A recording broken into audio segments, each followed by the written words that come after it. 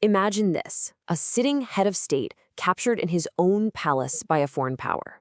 It's the kind of event that stops the world in its tracks and sends the internet into an absolute frenzy. In this explainer, we're going to break down that global reaction and try to make some sense of all the online chaos. You know, this single comment, posted just a few hours after the news broke, it perfectly captures the mix of outrage and just sheer disbelief that flooded social media. It was the question on millions of minds, and it kicked off a debate that would pretty much divide the entire world.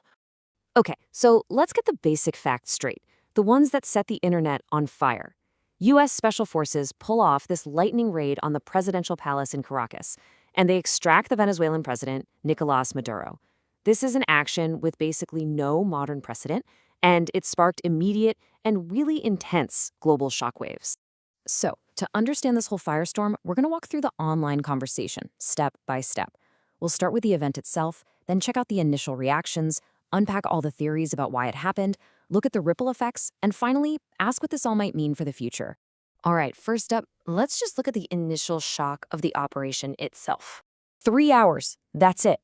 The first thing that just floored people online was the speed. A user on a Turkish forum pointed out that Maduro was, quote, packaged up in 3 hours.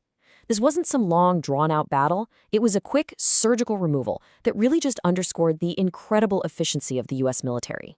And this quote, man, it just brilliantly sums up that feeling on the ground online. This came from an Indian discussion board, and it just nails that cocktail of emotions that hit millions of people all at once. It wasn't just one thing. It was everything, all at the same time. The sheer audacity of it all just left people completely bewildered. So that initial shock and confusion, well, it didn't last long. It very quickly gave way to a fiercely divided global reaction that split the internet into two totally opposing camps. Almost instantly, the internet just split right down the middle. On one side, you had thousands of people celebrating. They saw Maduro as a gangster, a dictator who destroyed a once rich country. For them, this was justice, plain and simple. But on the other side, you had an equally loud group that saw an illegal act of war, calling the U.S. barbarian invaders for trashing another nation's sovereignty. This question became a kind of rallying cry for everyone who supported what happened. Their argument was pretty simple. The only opinion that really matters here is that of the Venezuelan people themselves, who, they claimed, were probably overjoyed to see Maduro gone after so many years of hardship and economic collapse. And this brings us right to the absolute core of the online debate, the motive.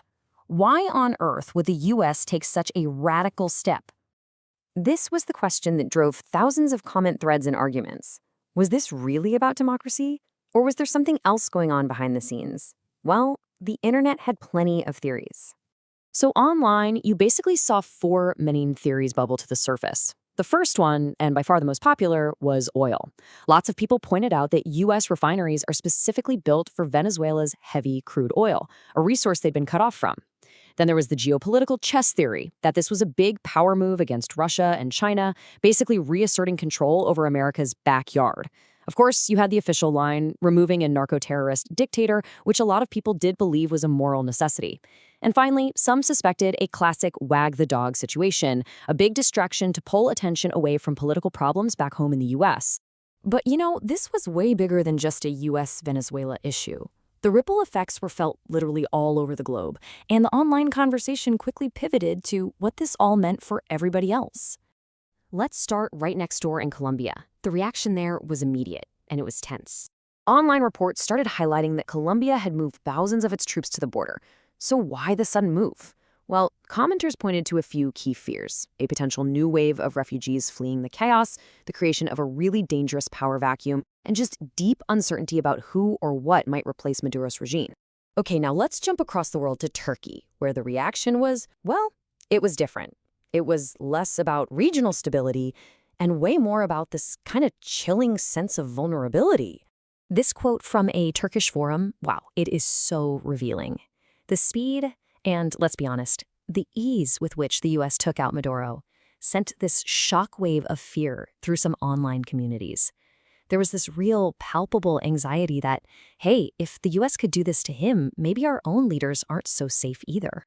And this slide really shows the different shades of condemnation. So over in the UK, a lot of commentators were framing it as morally the same as Russia's invasion of Ukraine, a clear, brazen violation of international law.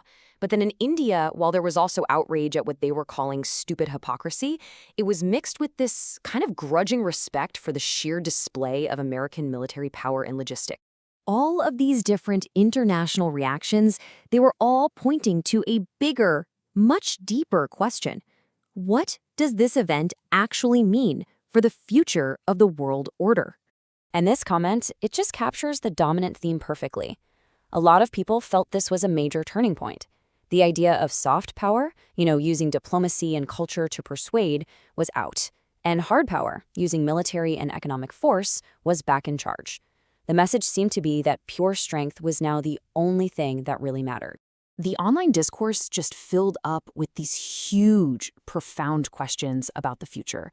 If the US can just do this, is international law even a thing anymore? Does this give a green light to China with Taiwan? In a world of hard power, why would any country give up its nuclear ambitions? People were seriously worried we were entering a new Cold War, and that the long history of US intervention in Latin America was about to start a new, much scarier chapter.